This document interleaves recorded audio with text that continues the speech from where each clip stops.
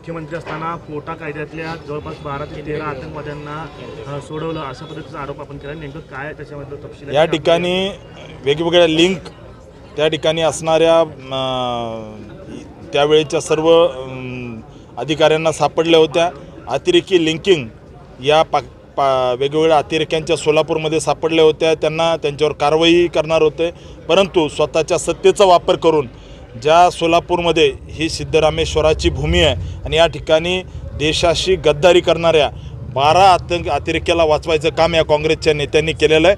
त्यामुळं मी यांची मानसिकता, यांची असणारी विकृत मानसिकता आणि या सगळ्यांचा निषेध करतो. मी गुलाम हुसेन काशीम साहेब शेख, त्या 12 आरोपीपैकी मी आणि माझा मुलगा असे आरोपी होतो. आणि त्यावेळी माननीय मुख्यमंत्री शिंदे साहेबांनी आम्हाला सोडलेले नाही आणि आमच्यावरती वृत्त आरोप अतिरेकी म्हणून करीत असलेल्या सातपुते साहेबांना सांगू इच्छितो की सदरची घटना ही ज्यावेळी ते डायफरमध्ये किंवा हनुमान चड्डीमध्ये वावरत असतानाची घडलेली आहे. तर त्यावेळी निव्वळ काय झालं की काही धार्मिक संस्थांच्या दबावामुळे आमच्यावरती पोटासारखा महाभयंकर कायदा लावण्याकरता दबाव निर्माण करण्यात आल्याने त्याविषयी माननीय मुख्यमंत्र्यांनी राजधर्म पाळावा या विचाराने राज्य प्रमुख नात्याने विविध तज्ज्ञांची मीटिंग बोलावून आमच्यावर लावण्यात येणाऱ्या पोटा कायद्यासंबंधी विवेचन करण्याकामी आमच्याद्वारे घडलेल्या गुन्ह्याबद्दल त्या आमच्याबद्दल एफ आय आर बद्दल ते पडताळणी करून चर्चा करून या कामी पोटा लावण्यासारखी परिस्थिती नसल्याचा निर्वाळा दिला. त्यांनी आम्हाला सोडण्याचं काही कारण नाही, कारण ते जज नाहीत, कोर्ट नाहीत सोडायला. तर त्यांनी आम्हाला त्यातून पोटात या कायद्यातून वगळलं. त्याबद्दल आम्ही ऋण मानतो त्यांचे की माननीय मुख्यमंत्र्यांनी अशा धार्मिक दबावापुढे झुकले नाहीत. तर त्यांनी सद्विवेक बुद्धीनं राजधर्म पाळून आपलं कर्तव्य पूर्ण केलं, याबद्दल वाद नाही. परंतु राम सातपुते साहेबांना सांगू इच्छितो की जेव्हा ह्यांचा जन्म झाला असेल नाही मला माहीत नाही, पण मी भारतीय जनता पक्षाचा संस्थापक कार्यकर्ता नात्याने कार्य केलेला एक सच्चा कार्यकर्ता होतो. त्याशिवाय ज्यावेळी प्रथमच भारतीय जनता पक्षातर्फे लोकसभेची निवडणूक लढवण्याचं उमेदवार देण्यात आलं होतं लढवण्याकरता, त्याकडे ॲडव्होकेट राचेटी वकील म्हणून त्यांची निवड केली होती. तर त्यांच्या नावाचं प्रचाराचं भिंतीचित्र संपूर्ण माझ्या उत्तर कसबा भागात केवळ माझ्या एकट्याच्या घरावर माझ्या स्वखर्चाने मी रंगवून घेतला होता. ही बाब सगळं आमच्या तत्कालीन भाजप कार्यकर्त्यांना माहिती होती. आणि त्याशिवाय मी स्वर्गवासी गोपीनाथ मुंडे, स्वर्गवासी प्रमोद महाजन यांच्याशी आरे तुरेने बोलण्या इतपत संबंध माझे प्रस्थापित झाले होते. हे सुद्धा सातपुते साहेबांना माहीत आहे की नाही माहीत मला माहीत नाही. आणि शिवाय 61च्या निमित्ताने माननीय अटलजी जेव्हा माजी परराष्ट्र मंत्री नात्याने सोलापुरात आले तर त्याच्यावेळी त्यांच्या सत्काराच्या वेळी अथक धडपड परिश्रम करून त्यांच्याबरोबर मी सहवासामध्ये राहिलेलो कार्यकर्ता होतो. असं असताना ते आमच्यावरती अतिरेकी म्हणून जो एक डाग लावण्याचा प्रयत्न करतात त्याचा मी निषेध करतो. त्यांनी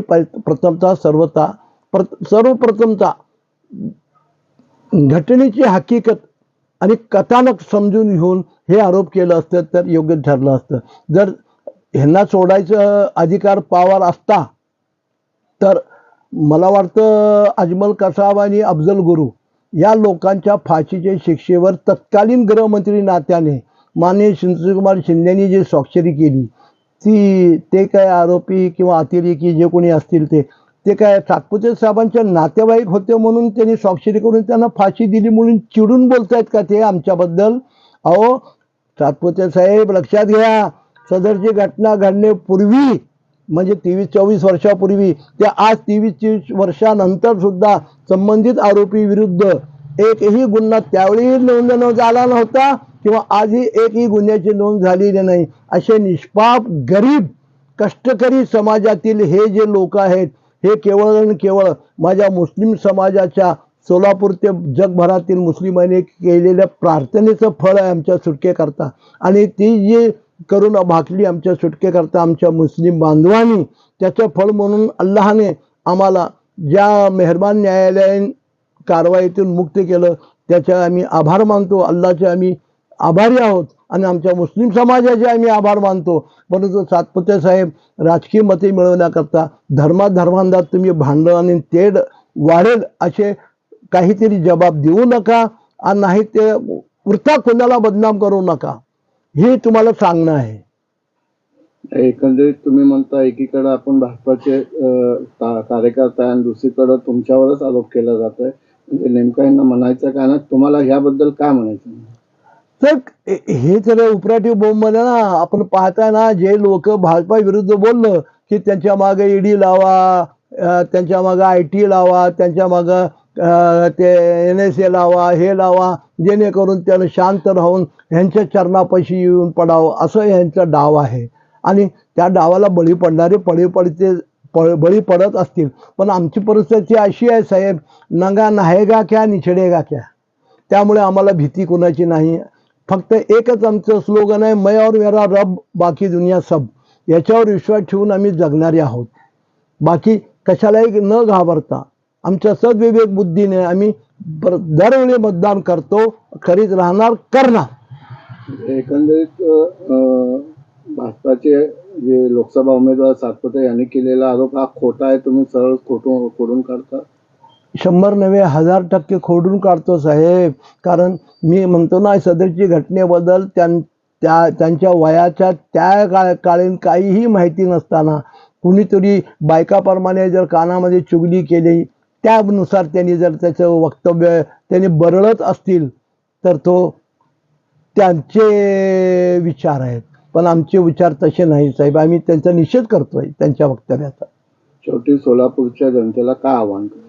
हेच म्हणतो की अशा थापाड्या आणि खोट्या बोलणाऱ्या व्यक्तीवर भरोसा ठेवू नका, विश्वास बाळगू नका आणि आपल्या मतानुसार आपल्या मतदानाचा सुयोग्य वापर करून योग्य उमेदवार निवडावा. माझं तर मत असं आहे साहेब. एक थोडक्यातच बोलू इच्छितो. जे आता हे म्हटलं जातंय की अबकी बार मोदी सरकार, तसं काही नसून अबकी बार बरखास्त मोदी सरकार असं वातावरण संपूर्ण भारतभर तयार होत आहे. एवढंच मला सुचवायचं वाटतंय.